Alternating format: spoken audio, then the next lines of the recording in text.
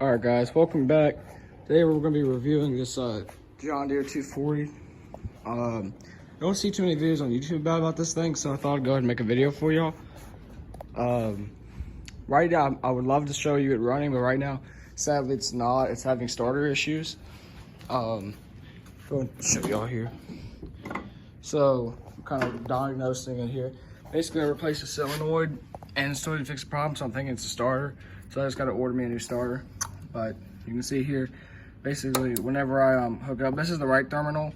Whenever I hook it up, it just spins. And the battery's hooked up, keys off, and it just spins basically all the time. If anyone knows the problem, if it isn't the starter, I'm thinking this is probably the starter. But if anyone knows the problem, please let me know in the comment section. But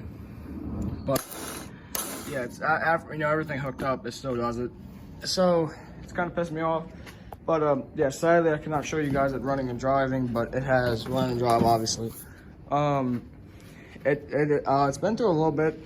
I went ahead and ended up repainting the whole thing. This you kind of see here a little bit. It was like all chipped out, and there was no green. It was basically powder coated, and everyone knows powder coated ain't really too good of a thing. The hood was in decent shape, paint wise, but it was just basically faded. So if I was gonna paint that and that, I might as well went ahead and paint that. Went ahead and painted the frame gloss black. Looks very good. It's not the cleanest at the moment, but it ain't too dirty, I guess. I guess I'll tell you all the backstory. Bought this last summer, and I was getting it ready. It's almost done, hopefully. It doesn't have any more problems, but I went ahead and bought last summer. One of my neighbors had an estate sale, and basically it was an old lady that her husband basically collected lawnmowers and stuff and buy them, and then he let them sit. And they had an estate sale, and all the way in the back they had like this huge whole bunch of stuff and lawnmowers and all that. So I went back there looking, and I saw an old Sears Craftsman back there, and I was like, yeah, I'm gonna buy that. So I went and brought my dad back to look at it. And then we found this thing sitting there, and I ain't never had a John Deere at all. I've always wanted one, so I was like, oh, I definitely need that. So went ahead and I actually paid this thing for $10. $10. Bought 3 of them, then it's $30 a piece, so $10 a piece.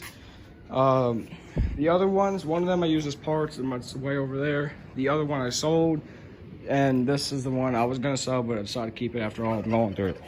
So I brought it home. It always had starter problems, but it actually could get it to work. And after messing around with it, doing some rewiring, I finally got it to crank over, but I couldn't get fuel from it. I couldn't get the fuel to come through for the fuel pickup, so I thought it was the fuel pump. Went ahead and Jerry rigged up a fuel tank for gravity fed and got it to start and run. First time I ever drove and all that. It drives awesome. It's like it's brand new. Then when they diagnosed this fuel tank, and I think I might actually still have it over here. Just speaking of which, the pickup line was all, yep, here it is. The pickup line was super rusted, as you can see right here. It actually doesn't look too bad anymore. Maybe some of it came out, but it was off and it was all rusted. So I went ahead and just put some fuel line into it. I ended up messing around, put a gas tank with clear, hooked the fuel pump back up, and the fuel pump was fine. Worked good. I opened it and cleaned it a little bit, but I don't think I ever had a problem in the get-go. So that came out and ended up working fine. After that, messed around with it. It never would run on low. It always would run on high. So I ended up buying, the last 2 things I bought was a carburetor and the solenoid. And the intake strut both broke, so I have to go get a screw. I still ain't done that yet. And obviously the solenoid. That's when everything went wrong. Now nothing won't work, of course. I replaced the key switch, the PTO switch, and all that. But right before and it still the starter still wanted to work, finally had basically the deck is what was probably the worst part. I ended up buying new belts and all that, and the deck was kind of seized up. After spinning and getting to work, I finally got to move freely now. But the belt to the pulley on the deck keeps flying off.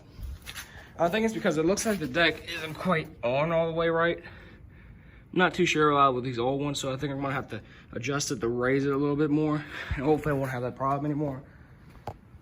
And plus, I'm pretty sure these too as well. I got these all of it. Got to see where this stuff goes. A lot of stuff I just got put back together. I would love, again, I'd love to show you running and driving. It runs awesome, has awesome compression.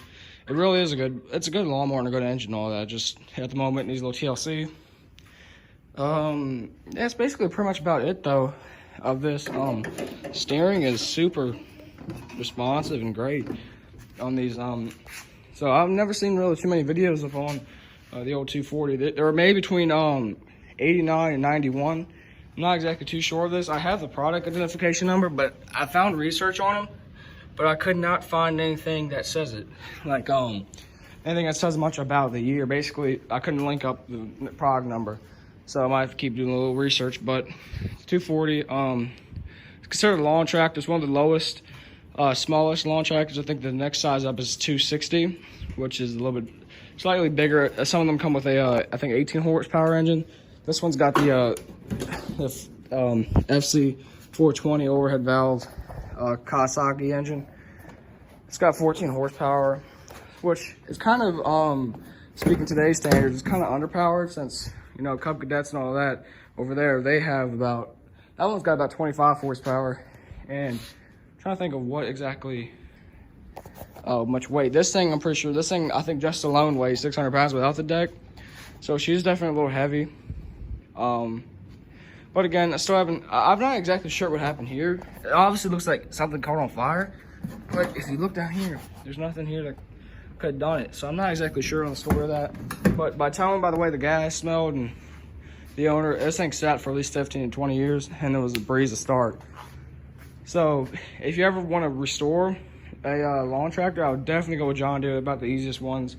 Again, like everything, especially when they sit so long, they're gonna have wiring issues most likely, which this one just has a lot of electrical issues.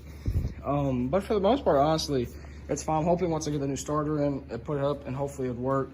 If anyone knows anything else that maybe that might not be why, please let me know, because I would like to find out. Because there's not much about these tractors. But that's about it for this video. Might do a little bit more. Maybe do a review on that. Maybe the Mercury. And maybe my Nova, but so far we're doing this. So thank you guys for watching so much, and let me know what you want to see in the comments. Talk to y'all later.